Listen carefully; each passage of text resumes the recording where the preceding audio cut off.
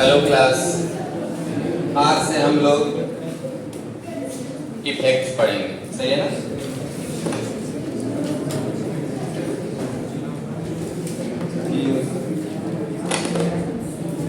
वहां से जीओसी हम लोग स्टार्ट करते हैं। सबसे पहले हम लोग इसमें पढ़ेंगे इफेक्ट। शांत हो जाए।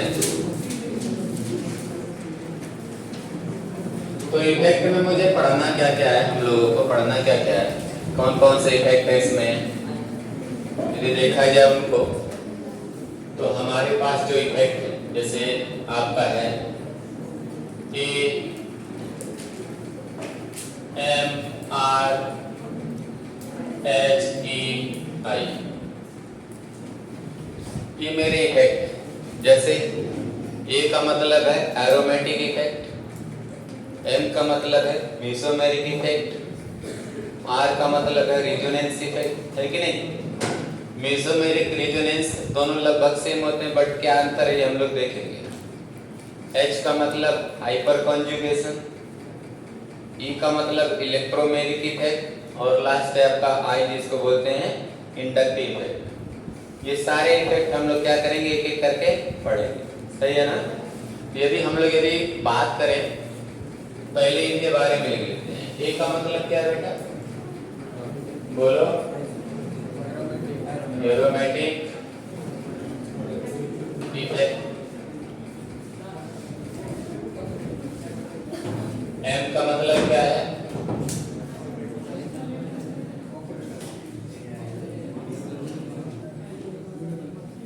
Mesomeric effect. आर का मतलब क्या है, resonance effect. H hyperconjugation, ई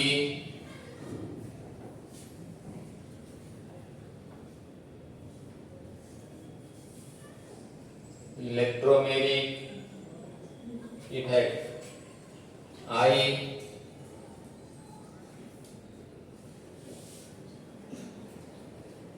इंडक्टिव इफेक्ट। इतने इफेक्ट हम लोगों को कवर करने। और एक तरीके से देखा जाए तो यह स्टेबिलिटी ऑर्डर है।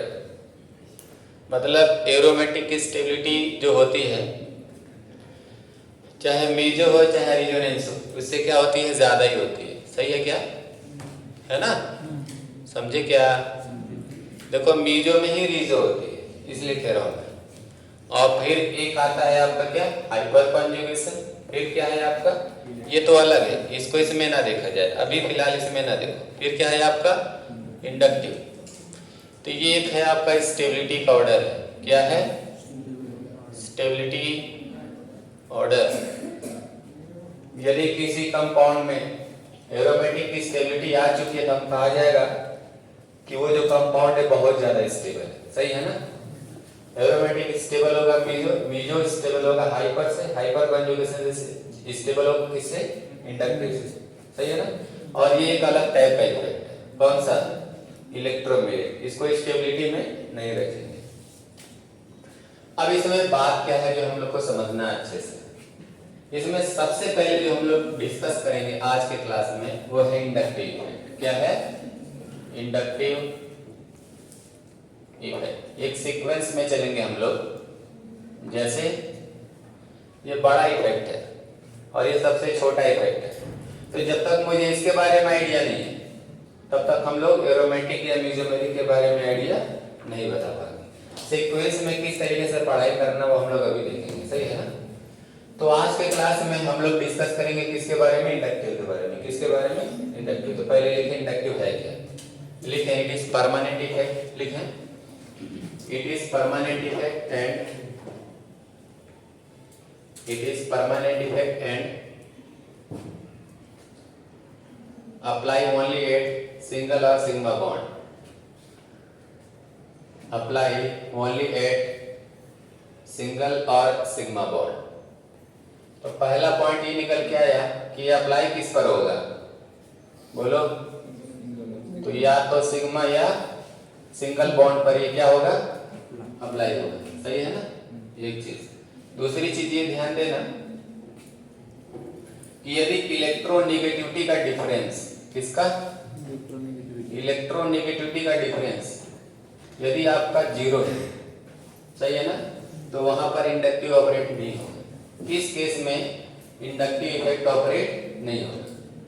नॉट इंडक्टिव इफेक्ट, इस केस में इंडक्टिव इफेक्ट ऑपरेट नहीं होगा। तीसरी चीज कि यदि डिस्टेंस की बात की जाए तो जो इंडक्टिव होता है ना, वो डिस्टेंस के इनवर्सली प्रोपोर्शनल होता है। सही है ना, मीनिंग क्या है कि जैसे जैसे डिस्टेंस बढ़ेगा ये जो इफेक्ट है, कौन सा इफेक्ट, इंडक्टिव है, ये कमजोर होता जाएगा, क्योंकि रिलेशन कैसा है, इनवर्सली का। डिस्टेंस बढ़ेगा तो इफेक्ट क्या होगा, वीक होगा। सही है ना, ये ध्यान देना। अब यदि एक एक करके चेक करें कि इंडक्टिव है क्या। अभी तो हमने ये देखा कि इंडक्टिव क्या है, कि इंडक्टिव एक ऐसा इफेक्ट है जो सिर्फ किस पर लगेगा, सिंगल या सिग्मा बॉन्ड पर। और इंडक्टिव इफेक्ट कहां नहीं लगेगा, जहां पर इलेक्ट्रोनेगेटिविटी का डिफरेंस क्या होगा, 0 होगा। है ना, समझ रहे हो कि नहीं, बोलो। और इलेक्ट्रोनेगेटिविटी का डिफरेंस 0 कब होता है, सेम एटम के बीच में क्या होता है, 0 होता है। तो आप चाहो तो इसको लिख सकते हो नोट करके, है ना। In the case of same atom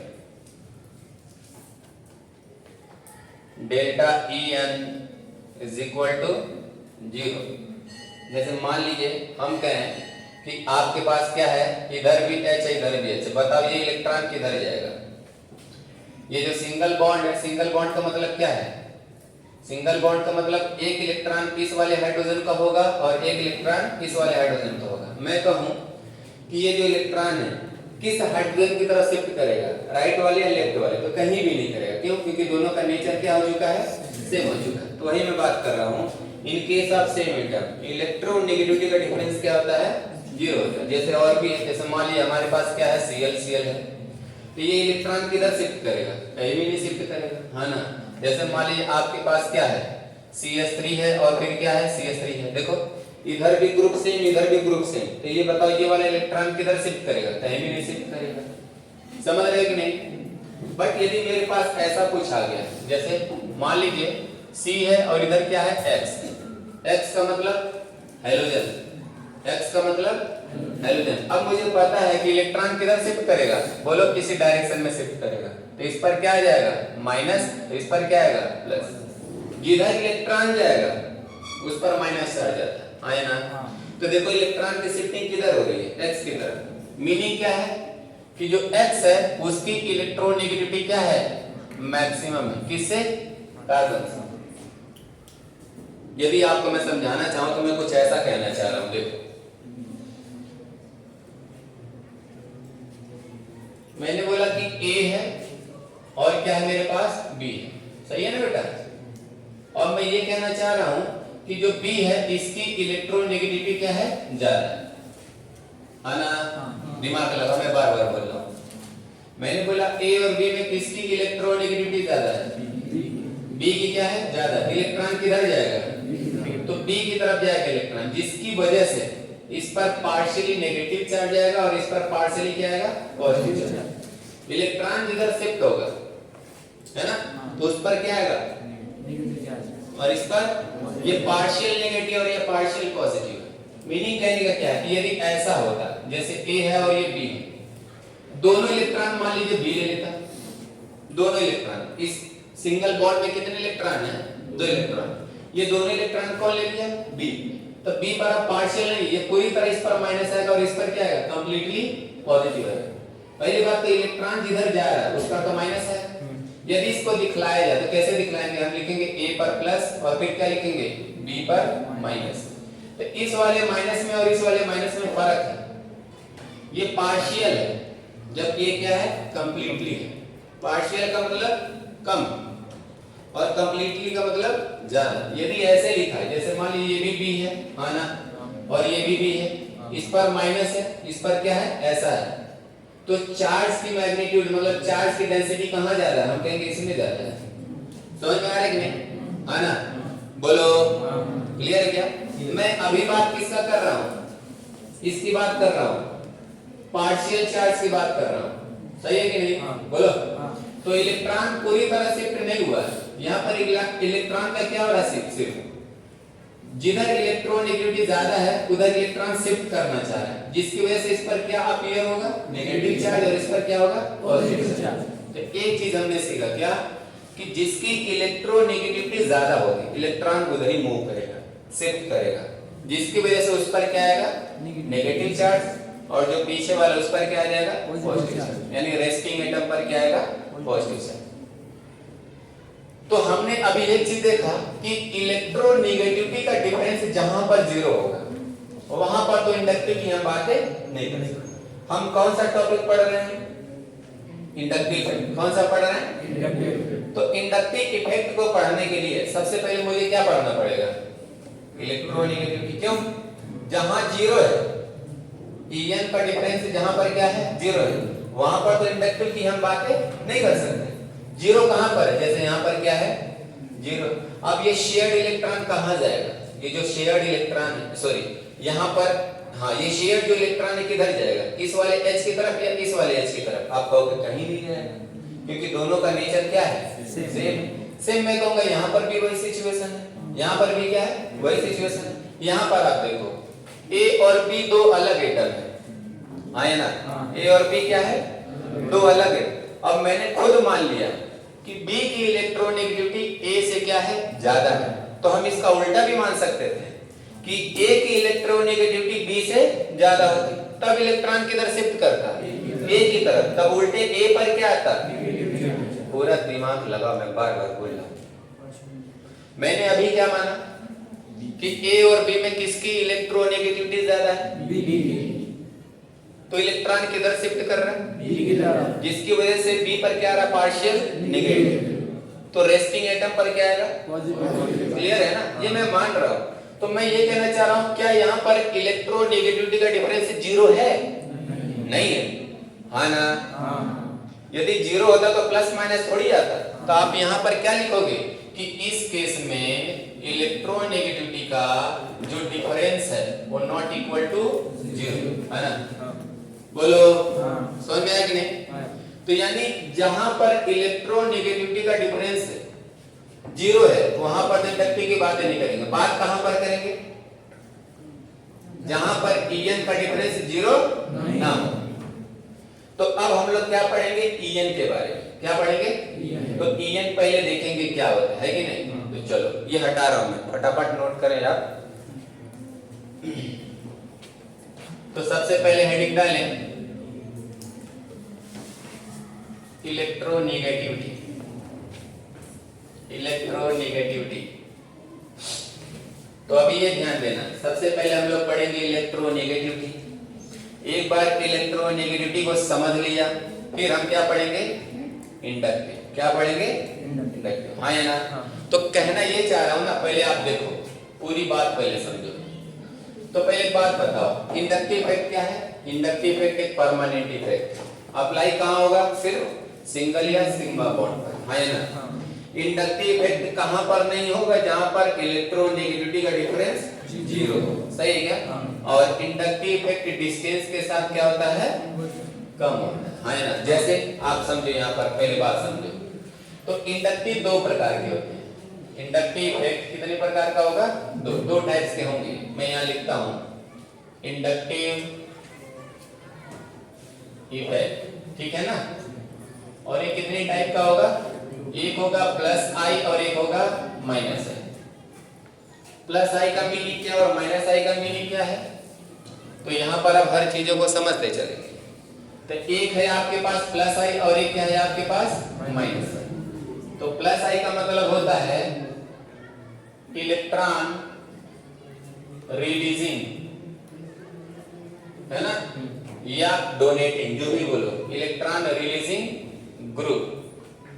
तो शॉर्ट में इसको बोलते हैं ERG, इलेक्ट्रॉन रिलीजिंग ग्रुप, या शॉर्ट में क्या बोलते हैं? EDG, electron donating group. जो इलेक्ट्रॉन को क्या करेगा, डोनेट करेगा। क्या करेगा, सही है ना। उसी तरह माइनस आई क्या होगा, ये क्या करेगा, इलेक्ट्रॉन को गेन करेगा। तो ये क्या होगा, इलेक्ट्रॉन गेनिंग ग्रुप, या इसी को बोलते हैं EWG, विथड्रॉ करना, इलेक्ट्रॉन को विथड्रॉ करना। तो इलेक्ट्रॉन विथड्रॉइंग ग्रुप, समझ आ रहा है क्या। विथड्रॉ का मतलब क्या होता है, गेन ही हुआ ना, आना मतलब खींचना, इलेक्ट्रॉन को अपनी तरफ खींचना। खींचने का मतलब वो क्या करना चाह रहा है, गेन करना चाह रहा है। जैसे यदि मान लीजिए मेरे पास टेंडेंसी कुछ ऐसा है, मेरे पास कार्बन है, थोड़ा सा इसको और ज्यादा आप ऐसे समझे, ये मेरे पास सिचुएशन कुछ ऐसा है कि मैंने यहां पर कोई ग्रुप लिया, यहां पर X का मतलब हेलोजन मत समझना, हम कोई ग्रुप ले रहे हैं, सही है ना। ये कोई X का कोई ग्रुप है, ये कार्बन नंबर फर्स्ट है, ये कार्बन नंबर सेकेंड है और ये कार्बन नंबर थर्ड है। यदि मैंने माना कि X की इलेक्ट्रोनेगेटिविटी क्या है, ज्यादा है, यदि X की इलेक्ट्रोनेगेटिविटी ज्यादा है तो ये इलेक्ट्रॉन को क्या करेगा, अपनी तरफ बोलो पुल करेगा, आना अपनी तरफ क्या करेगा, ये पुल करेगा। तो जब ये इलेक्ट्रॉन को अपनी तरफ पुल करेगा तो इस पर क्या आएगा, माइनस, और इस पर क्या आएगा, प्लस, है ना। अब मुझे ये पता चल गया कि जो X है इसकी इलेक्ट्रोनेगेटिविटी कार्बन नंबर फर्स्ट से ज्यादा है, इसीलिए इलेक्ट्रॉन उधर गया, है ना, पक्का। तो ऐसा ग्रुप जो इलेक्ट्रॉन को अपनी तरफ क्या करेगा, विथड्रॉ करेगा यानी पुल करेगा, ऐसे ग्रुप को क्या कहोगे, माइनस आई या प्लस आई, सोच के बताओ। जो इलेक्ट्रॉन को गेन करे यानी विथड्रॉ करे उसको क्या बोलते हैं, ये वही हुआ है ना, यानी ऐसे ही ग्रुप को क्या बोलोगे आप, माइनस है। क्या बोलोगे, आना, पक्का। अब एक बात बताओ, हमें ये पता चल गया कि जो कार्बन और X में X की इलेक्ट्रोनेगेटिविटी कार्बन से ज्यादा है, is it clear, is it clear, जिसकी वजह से इस पर आया माइनस और इस पर क्या आया प्लस। मैं ये कहना चाहता हूं कि कार्बन नंबर 2 और कार्बन नंबर फर्स्ट और कार्बन नंबर 2 में कौन X के ज्यादा नियर में है, नजदीक में है, तो आप कहोगे कार्बन नंबर फर्स्ट। तो मैं कहूं कि कार्बन नंबर फर्स्ट और कार्बन नंबर 2 में जो इलेक्ट्रॉन है, जो शेड इलेक्ट्रॉन, वो किधर की तरफ शिफ्ट करना चाहेगा, 1 की तरफ या 2 की तरफ, 1 की तरफ। क्यों, क्योंकि ये X के ज्यादा नजदीक है ना, तो अब इधर इलेक्ट्रॉन जाएगा, बोलो, जिससे इस पर भी क्या आएगा, देखो इधर जब इलेक्ट्रॉन गया तो यहाँ प्लस आया था, तो जब इधर इलेक्ट्रॉन गया इस पर भी प्लस आएगा, तो उस पर जो प्लस है, मान लीजिए मैंने उसको ऐसे दिखला दिया, सेम तो नहीं दिखला सकते, सेम दिखलाने का मतलब क्या है कि यहाँ पर जो पार्शियल चार्ज है और यहाँ पर जो पार्शियल चार्ज है वो तो सेम है, जबकि ऐसा तो नहीं है ना, है ना, बोलो। तो ये एरो क्या बता रहा है कि ये जो कार्बन है इस शेड इलेक्ट्रॉन को अपनी तरफ खींच रहा है, सही है कि नहीं।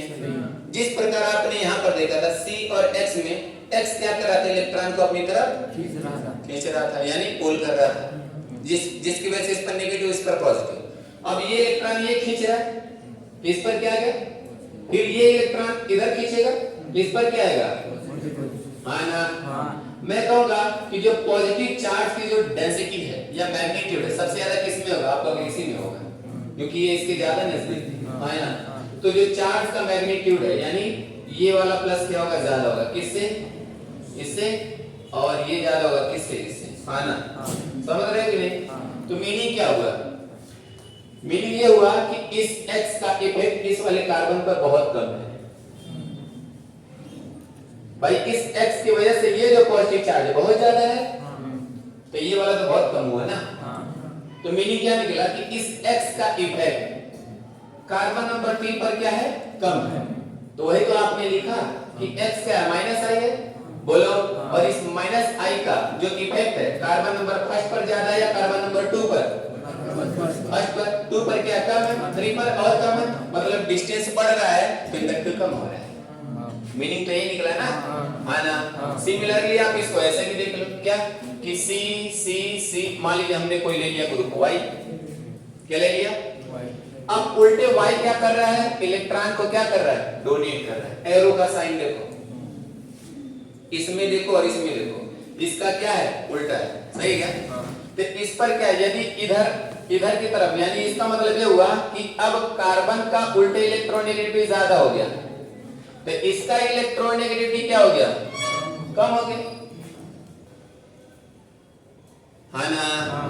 तो उल्टे अब ये क्या कर रहा है, इलेक्ट्रॉन को इधर तरफ, इस पर क्या आएगा माइनस, इस पर क्या आएगा प्लस, बोलो। तो अब ये वाला क्या होगा, डायरेक्शन तो ये रहेगा ना, इस पर फिर ये आएगा, तो इस पर क्या आएगा, लाइक दिस। तो अब जरा बताओ, क्या मैं ऐसा लिख सकता हूं, ग्रेटर देन, बोलो हाँ ना, सही है कि नहीं। चार्ज का मैग्नेट कुछ ऐसा। अब इसका मीनिंग क्या निकला कि ये एक ऐसा ग्रुप है जो इलेक्ट्रॉन को क्या कर रहा है, डोनेट कर रहा है। तो ऐसे ग्रुप को आप क्या बोलोगे, प्लस आई। तो प्लस आई का काम क्या है, इलेक्ट्रॉन को डोनेट करना, और माइनस आई का काम क्या है, इलेक्ट्रॉन को गेन करना। तो इंडक्टिव कितने प्रकार का होगा, कितने टाइप्स के होगा, दो। कौन कौन सा, एक प्लस आई और एक माइनस आई। प्लस आई होगा तो इलेक्ट्रॉन को डोनेट करेगा, और माइनस आई होगा तो इलेक्ट्रॉन को गेन करेगा। इंडक्टिव कहां पर ऑपरेट नहीं होगा, जहां पर En बोले तो इलेक्ट्रोनेगेटिविटी का जो डिफरेंस है वो क्या हो जाए, जीरो। सही है ना। ठीक, यदि हम देखें En के बारे में, चलेगा प्लीज, जैसे स्पीड बढ़ाएं प्लीज, देखो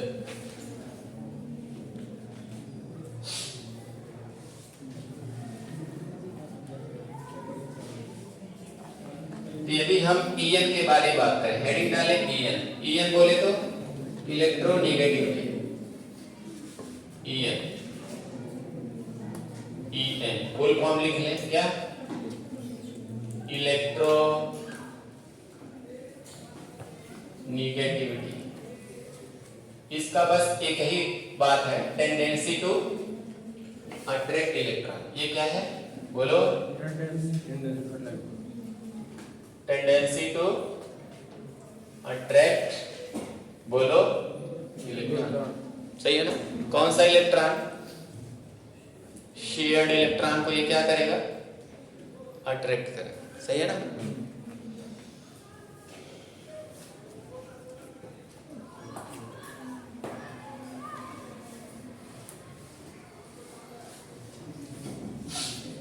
जैसे कुछ ट्रेंड से ध्यान देना, क्या है ट्रेंड्स, कि किसी भी पीरियड में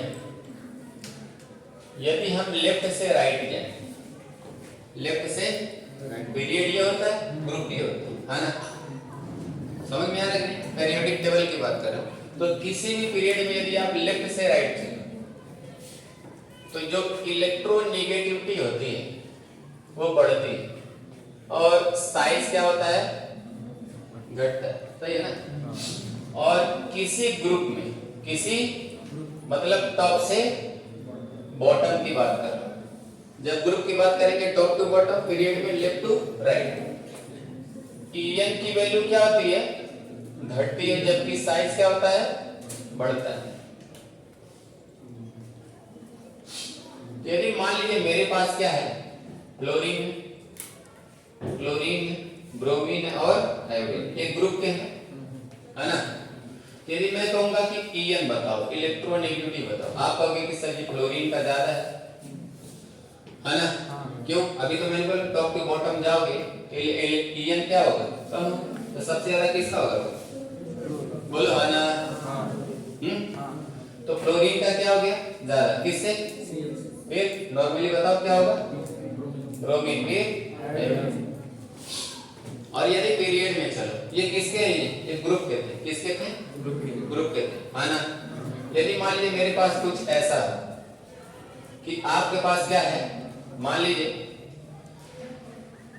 बोरॉन है ना, कार्बन, नाइट्रोजन, ऑक्सीजन और क्या है, हेलोजन। यदि हम कहें कि इसमें इलेक्ट्रोनेगेटिविटी का ऑर्डर बताओ, तो किसी भी ग्रुप में, किसी भी पीरियड में लेफ्ट टू राइट क्या En बढ़ता है ना। बताओ क्या हो गया, F greater than O greater than N greater than C greater than D, इस तरीके से चले, है ना।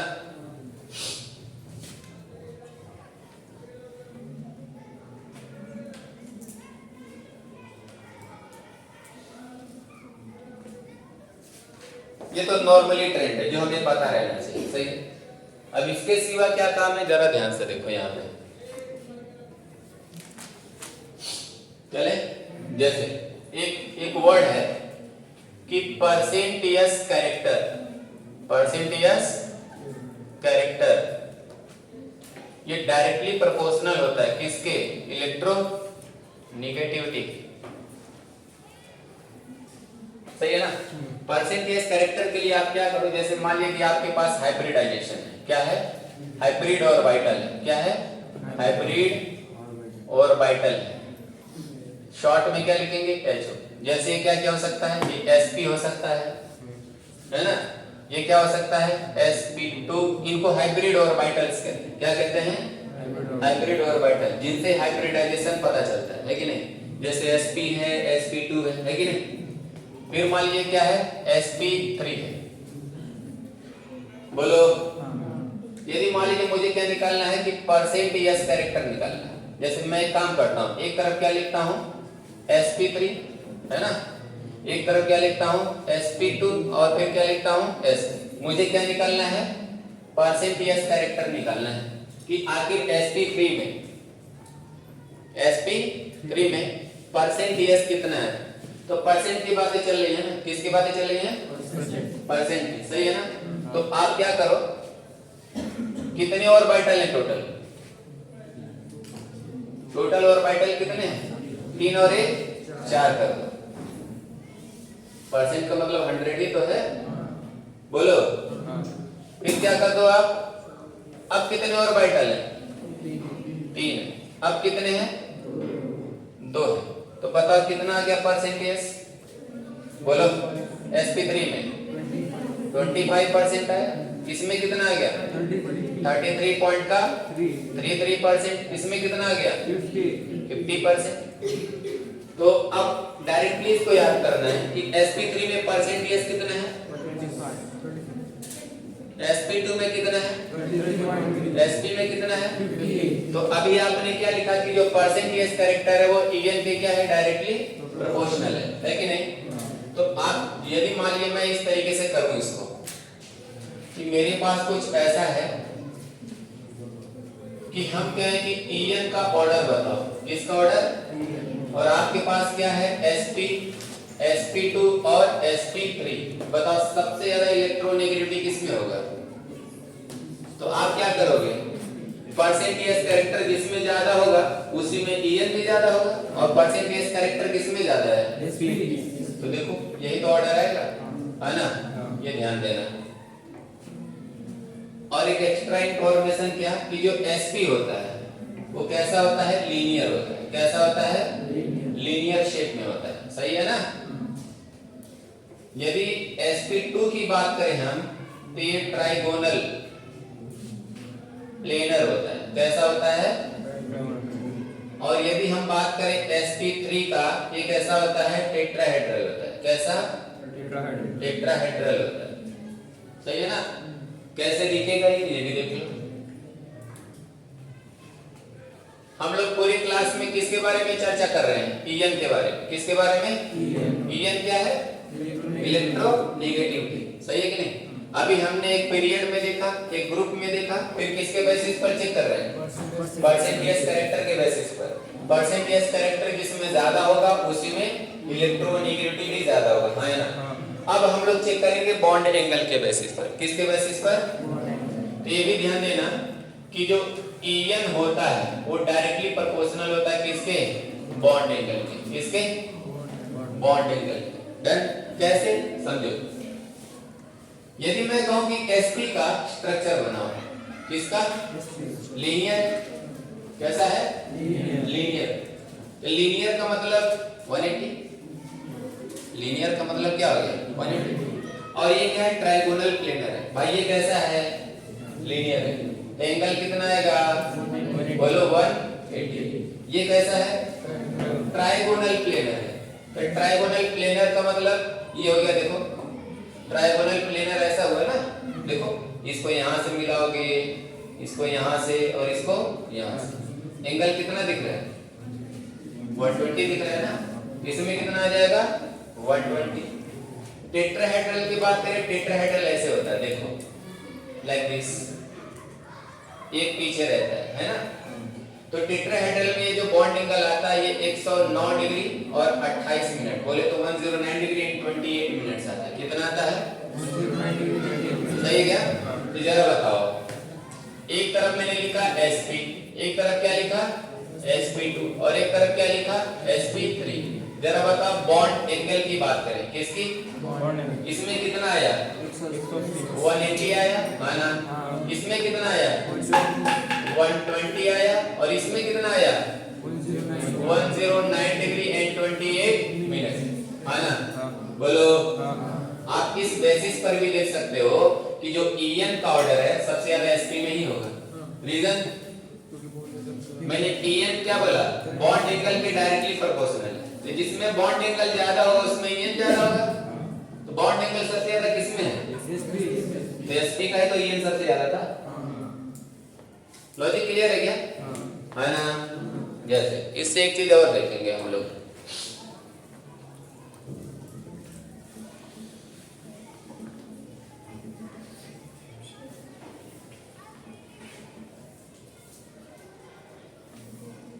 Percentage character En percentage character के साथ कैसा रिलेशन रख रहा है? डायरेक्टली का। बॉन्ड एंगल के साथ भी कैसा? डायरेक्टली। किसी भी पीरियड में En बढ़ता है, किसी भी ग्रुप में En घटता है, टॉप टू बॉटम। सही है ना? बॉन्ड एंगल के क्या है? डायरेक्टली प्रोपोर्शनल है। अब जरा ध्यान से देखो, यहाँ पर एक एंगल का आइडिया ये ध्यान देना कि एक वर्ड आता है एंगल स्ट्रेन। क्या आता है? Angle strain. थोड़ा ध्यान से देखिए, हेडिंग डालें angle strain. Angle strain short में हम लोग क्या लिखेंगे? AS। जरा लिखो।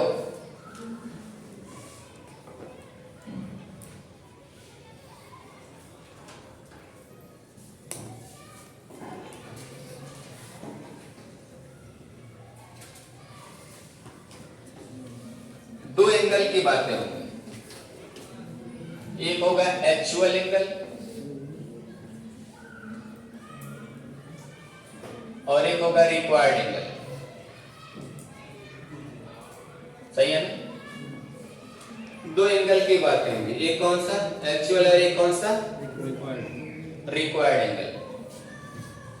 यदि ये दोनों सेम, यदि ये दोनों क्या है? सेम, तो वहां पर एंगल स्ट्रेन 0 होगा। नहीं समझे? स्ट्रेन का मतलब तनाव है। क्या है? है ना? यदि मान लो कि मेरे पास क्या है, मान लो कि इंसान है ना? ये कितना है? ये मान लो ये 6 फीट का है। कितना है ये? सही है ना? और मैं इसमें 4 फीट के इंसान को फिट करूं तो आसानी से देगा, चलो यार मेरे लिए तो सही है ना? यदि मान लो 6 फीट का ही है और मैं 10 फीट के इंसान को इसमें फिट करूं तो आधा ऐसे गर्दन झुकाया रहेगा उसको। अब मान लो चलो 5 मिनट झुका सकता है, 10 मिनट, तो उसके अंदर एक स्ट्रेन जैसी फीलिंग आ रही है, नहीं? तनाव उसको लगेगा। सही है? बोलो। हाँ, खुश तब ऐसे रहता ना भाई, जितना है उतना ही दे दो, चलो कम से कम। स्ट्रेन नहीं होगा, तनाव नहीं होगा। तो मीनिंग क्या कहने का कि जितना रिक्वायर्ड है उतना ही एक्चुअल हो जाए। अभी एक्चुअल और रिक्वायर्ड एंगल क्या है अभी बताता हूं मैं आपको, है ना? यदि ये दोनों एंगल क्या हो गए? इक्वल हो गए, तो वहां पर एंगल स्ट्रेन क्या होगा? 0 होगा। मतलब किसी भी प्रकार का तनाव नहीं होगा। मतलब actual angle equal to required angle. तो इस केस में क्या होगा? बोलो। एंगल स्ट्रेन 0, है ना? अब जैसे मतलब समझो, यहाँ पर ये देखो कहना क्या चाह रहा हूं, ये कितने मेंबर का है? 3 मेंबर का है ना? हर एक कार्बन की यदि बात करूं मैं, हर एक कार्बन की, तो हर एक कार्बन का जो हाइब्रिडाइजेशन है, यहां पर भी क्या है? sp3, यहां पर भी क्या है? sp3, यहां पर भी क्या है? sp3। कैसे sp3 है?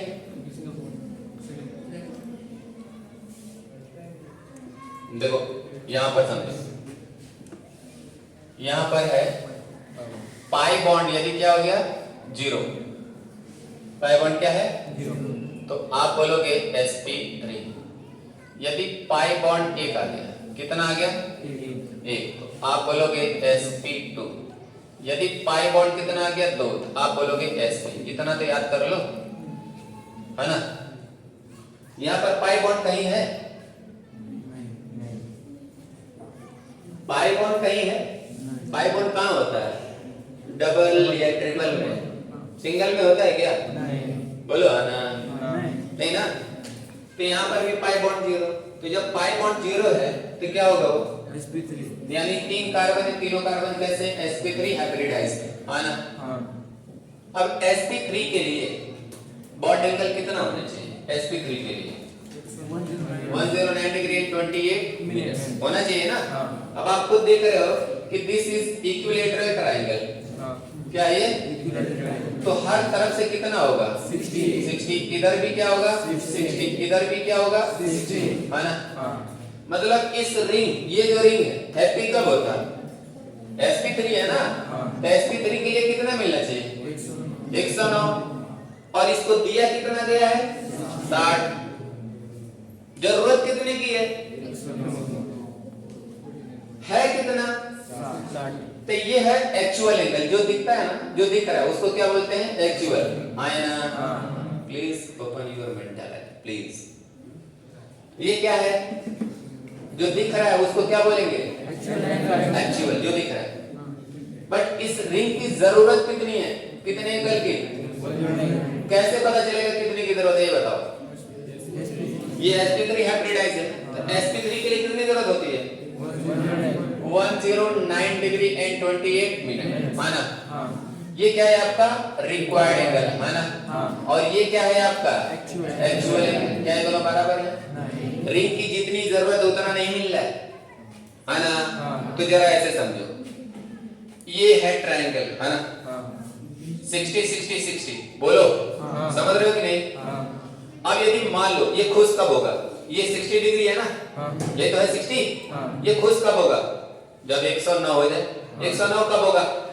जब इसको एक्सपैंड करोगे या और ज्यादा कंप्रेस करोगे? कंप्रेस करोगे तो एंगल और कम होगा, है ना? तो 109 करना है। तो यदि मान लीजिए आपने इतना कर दिया कि 90 हुआ अभी, है ना? बट कहां तक ले जाना है? ये अभी 90 हुआ ना?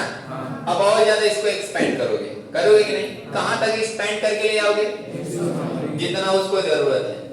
तो अब ये कहना चाह रहा हूं कि ये बताओ, क्या जो एक्चुअल एंगल है और जो रिक्वायर्ड एंगल ये बराबर है?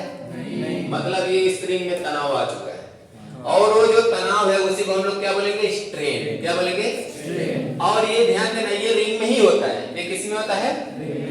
3 मेंबर रिंग में सबसे ज्यादा होगा, उससे कम 4 मेंबर रिंग में, उससे कम 5 मेंबर में, उससे कम 6 मेंबर में, है ना? और सबसे कम मतलब होता ही नहीं है चेयर फॉर्म में। 6 मेंबर जो रिंग होता है ना, वो कन्वर्ट होता है किसमें?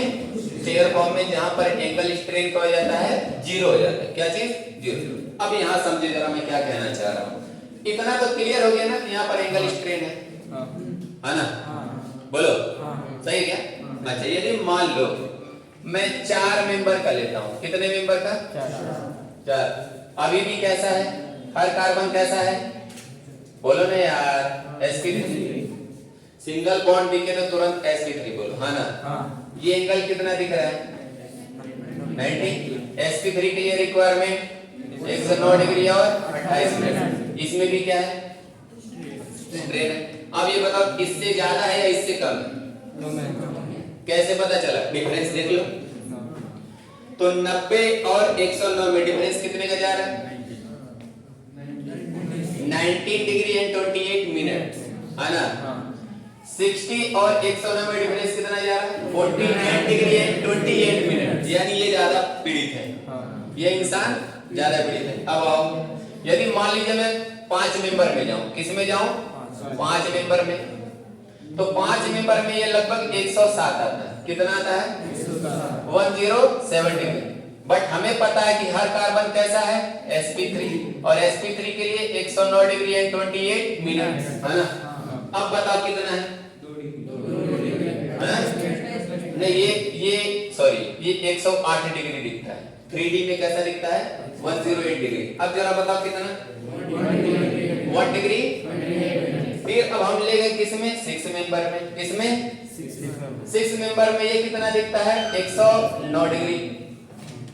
अब चूंकि sp3 है ना, बोलो sp3 के लिए रिक्वायरमेंट कितना है? 109 डिग्री और 28। इसमें कितने एंगल स्ट्रेन है? 28 मिनट का। यानी यहां से यहां, यहां से यहां, जब यहां से यहां गए तो एंगल स्ट्रेन क्या हो रहा है? घटता जा रहा है ना। अब इसका नुकसान क्या है और फायदा क्या है ये देखा जाए। सही है? एंगल का आइडिया तो आपको पता चल गया। सही है ना? जैसे अब जरा देखो,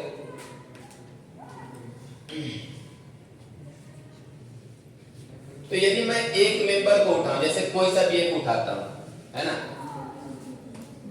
यहां पर मेरे पास मान लीजिए ये कितने मेंबर का है? 3 है। यहाँ पर 2 हाइड्रोजन होंगे, है ना। तो ये जो एंगल है ये कितना है? 60 डिग्री, जो क्या है? एक्चुअल एंगल है ना। तो यहाँ 2 हाइड्रोजन लगा होगा, लगाओगे नहीं? तो दोनों हाइड्रोजन, एक मान लीजिए मैंने ऐसे दिखला दिया, कुछ तो बोलो यार, और एक ऐसे, है ना। तो ये जो बॉन्ड है इसको बोलते हैं इंडोसाइक्लिक बॉन्ड। इंडो का मतलब अंदर, इसको क्या बोलेंगे जरा बताओ? इंडो साइक्लिक बॉन्ड एंगल, है ना। तो ये क्या है जरा बताओ? ये इसको मान लेते हैं थीटा। क्या मान लेते हैं? थीटा 1, है ना।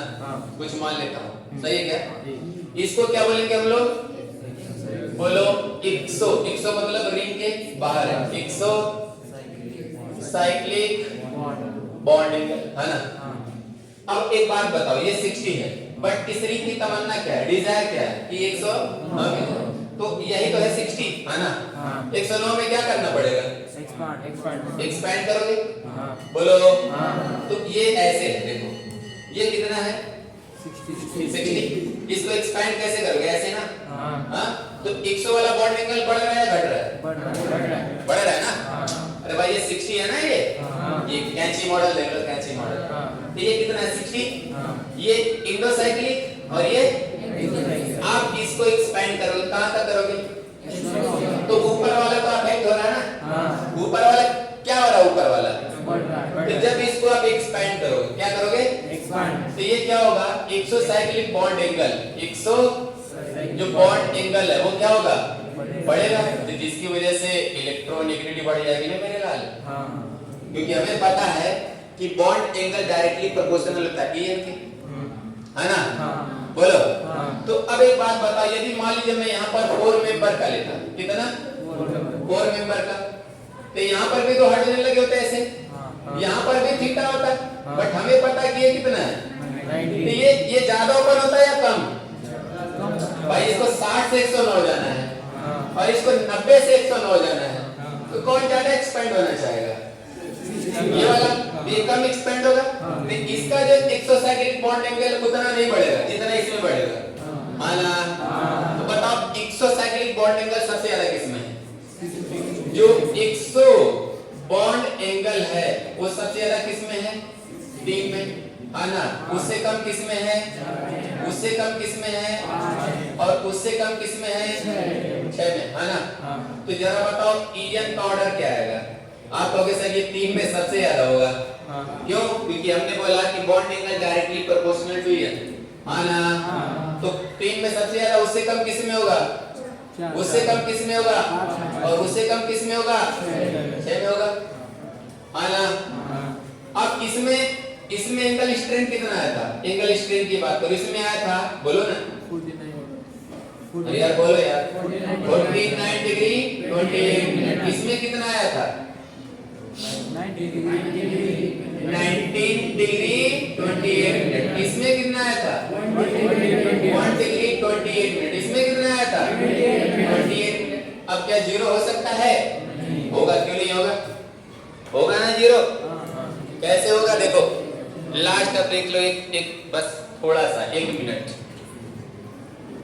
एक्चुअल में क्या होता है ना, ये जो रिंग होता है, कौन सा? ये जो 6 मेंबर रिंग होता है ना, ये कन्वर्ट होके जाता है चेयर फॉर्म में। किसमें? चेयर फॉर्म में। ये इसमें कन्वर्ट होके जाता है। देख इसमें जो आपके जो जो दो बॉन्ड्स है, ये होता है एक्सियल और ये होता है इक्वेटोरियल। ई मतलब इक्वेटोरियल और ए मतलब एक्सियल। और ये जो आता है निकल के ये एग्जैक्टली 109 डिग्री और 28 मिनट आता है। कहीं भी, चाहे आप यहां ले लो, चाहे आप यहां ले लो, चाहे आप यहां ले लो, सही है ना? चाहे यहां ले लो, चाहे आप यहां ले लो, कहीं भी लो, कहीं भी एंगल लो, कितना आएगा? आल कितना आएगा? आल आर बोलो 109 डिग्री और 28 मिनट। इसका मतलब यहां पर एंगल स्ट्रेन 0। क्यों? सब sp3 ही तो है और sp3 के लिए जरूरत कितनी है? और हमें मिल भी कितना गया? तो एंगल स्ट्रेन कितना हो गया? 0 हो गया, है ना? तो खुशी किसमें है? इसमें तो खुद खुशी है और इसमें क्या है? खुशी है। मतलब हर रिंग की तमन्ना है भाई मेरे को इससे इसमें बदलो, इसकी तमन्ना होगी मैं इसमें जाना चाहता हूँ, इसकी तमन्ना होगी मैं, है ना? अब एक बात ध्यान देना, मान लो 6 मेंबर से ज्यादा हो गया तो वो भी कन्वर्ट होना चाहेगा किसमें? 6 में। क्यों? खुशी है, खुद खुशी नहीं है। चलो, थैंक यू क्लास।